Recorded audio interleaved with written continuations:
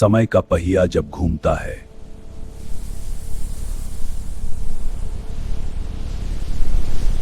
तो इतिहास सामने आता है।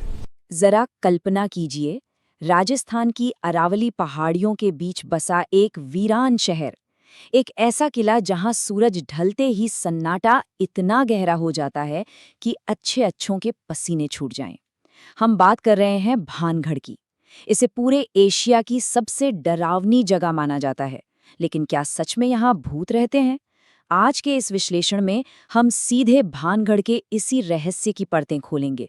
हम विज्ञान और इतिहास के नजरिए से समझेंगे कि आखिर इस खौफनाक छवि के पीछे का असली सच क्या है। और जानते हैं, लोगों का ये डर बेवजह नहीं है। जरा सोचिए, भारत सरकार का भारतीय पुरातत्व सर्वेक्षण यानी ASI खुद वहां एक बोर्ड लगाता है कि सूर्यास्त के बाद और सूर्योदय से पहले भानगढ़ में जाना सख्त मना है। ये किसी गांव वाले की फैलाई अफवाह नहीं है, बल्कि एक सीधी सरकारी चेतावनी है। बस इसी एक बोर्ड ने उस भयानक लोक कथा को और भी ज्यादा हवा दे दी कि रात में जो भी यहाँ रुकता है वो कभी जिंदा वापस नहीं लौटता। हमारा दिमाग तो वैसे ही किसी सुपरनैचुरल थ्रिलर के लिए हमेशा तैयार रहता है ना? लेकिन एक मिनट रुकिए, भानगढ़ हमेशा से कोई ऐसा डरावना खंडर नहीं था। 9,000, जी हाँ, 9,000।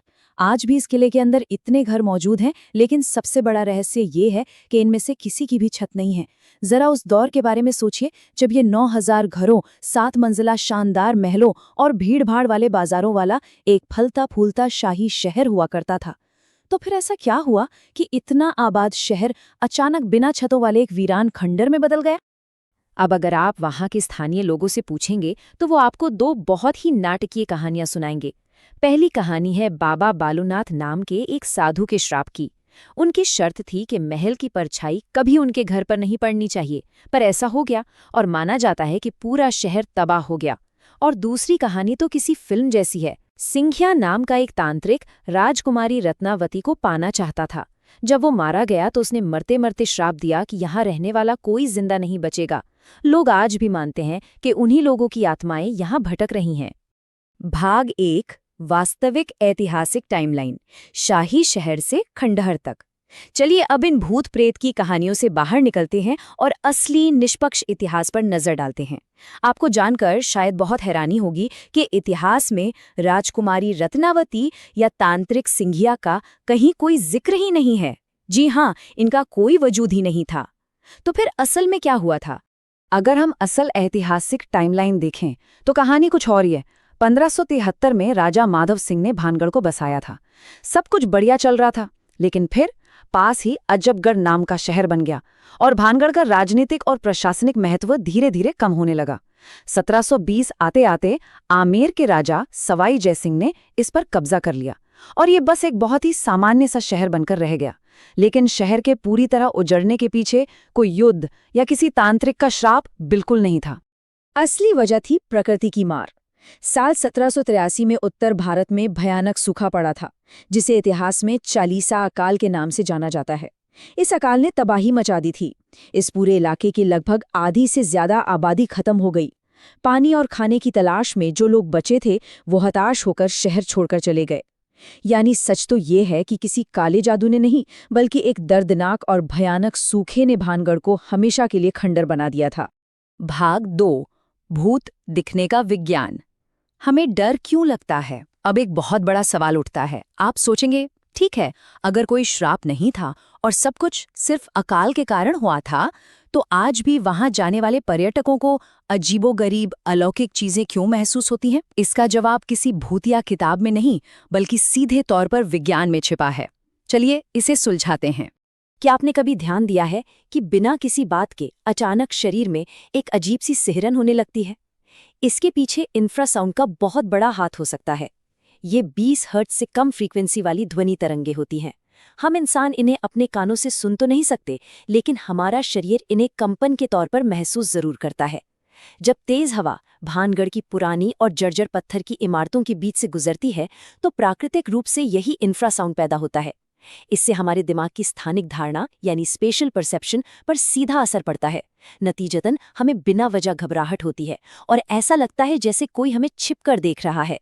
इसका एक बहुत ही दिलचस्प उदाहरण है 19 हर्ट्ज की फ्रीक्वेंसी। ब्रिटेन के एक इंजीनियर थे विक टैंडी, वो अपनी प्रयोगशाला में काम कर रहे थे और अचानक उन्हें लगा कि कोई उन्हें घूर रहा है और उन्हें एक ग्रे रंग का भूतिया साया भी दिखाई दिया। लेकिन बाद में पता चला कि उनकी लैब में लगा एक नया पंखा ठीक 19 हर्ट्ज की ध्वनि पैदा कर रहा था। जैसे ही वो पंखा बंद हुआ, वो भूत भी गायब हो गया। भानगढ़ में भी प्राकृतिक रूप से हवा और पत्थरों के टकराने से यही 19 हर्ट्ज का प्रभाव पैदा होता है।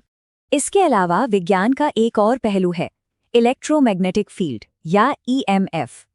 2008 में लंदन की गोल्डस्मिथ्स यूनिवर्सिटी में एक जबरदस्त प्रयोग हुआ था। शोधकर्ताओं ने कुछ लोगों को एक बिल्कुल खाली सफेद कमरे में बिठाया और वहां छिपकर EMF और इंफ्रासाउंड चालू कर दिया। हैरानी की बात देखिए, उस एकदम खाली कमरे में भी लोगों ने कहा कि उन्हें डर लग रहा है और किसी और के मौजूद होने का एहसास हो रहा है। ये साबित करता है कि हमारा दिमाग इन अदृश्य ऊर्जाओं से कितनी आसानी से भ्रमित हो जाता है। मनोविज्ञान में एक और बहुत जरूरी शब्द है पैरेडोलिया। ये हमारे दिमाग का एक संज्ञानात्मक पूर्वाग्रह है। मतलब हमारा दिमाग प्राकृतिक रूप से अस्पष्ट और अजीब आकारों में जाने पहचाने चेहरे या पैटर्न ढूंढने लगता है। अब भानगढ़ के अंधेरे, टूटे हुए खंडरों और परछाइयों में जब कोई डरते डरते देखता है तो दिमाग अपने आप उन परछाइयों को इंसानी आकृतियों और भूतों का रूप दे देता है। डर के मारे तो एक हिलता हुआ पेड़ भी इंसान को चलता हुआ भूत लगने लगता है। भाग 3, रात के प्रतिबंध के असली कारण, वास्तविक दुनिया के खतरे। तो अगर विज्ञान ने सब कुछ स्पष्ट कर दिया है, भूतों को खारिज कर दिया है, तो फिर सरकार और ASI ने वहां रात में जाने पर प्रतिबंध क्यों लगा रखा है? क्या कोई और राज है? बिल्कुल है, लेकिन वो अलौकिक शक्तियों का नहीं, बल्कि वास्तविक दुनिया के बहुत ही व्यावहारिक और खतरनाक कारणों से जुड़ा है।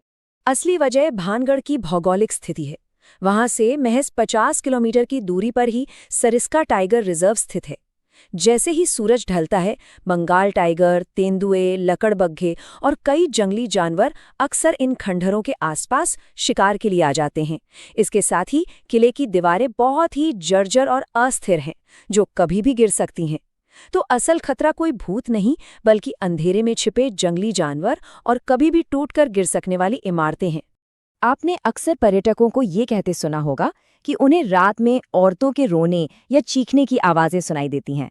लेकिन अगर आप वहाँ के स्थानीय निवासियों से पूछेंगे तो वो बस मुस्कुरा देते हैं, क्योंकि वो जानते हैं कि वो खौफनाक चीखें असल में लकड़बग्घों की आवाज़ें होती हैं, जो रात के सन्नाटे में दूर से बिल्कुल इंसानों के रोने जैसी लगती हैं। यही प्राकृतिक पर्यावरणीय शोर हमारे दिमाग में घबराहट पैदा करता है। और खंडरों में भूतों के चलने की आहट, वो असल में पेड़ों पर कूदते बंदर होते हैं, जिन्हें लोग भूत समझ लेते हैं। भाग 4, मिथकों के पीछे का मनोविज्ञान, वास्तविकता से ऊपर कहानियां। अब सबसे बड़ा सवाल ये है कि जब इतने सारे वैज्ञानिक और तार्किक प्रमाण मौजूद हैं, तो फिर ये भूतिया कहानियां आज तक कैसे और क्यों जीवित हैं? इसका सीधा संबंध इंसानी मनोविज्ञान और उस कहानी से है जिसे हमारा समाज बहुत पसंद करता है। इसे ऐसे समझिए, पहला चरण, अकाल पड़ा और शहर उजड़ गया। ये इतिहास के लिए सच हो सकता है, लेकिन इसमें कोई रोमांच नहीं है।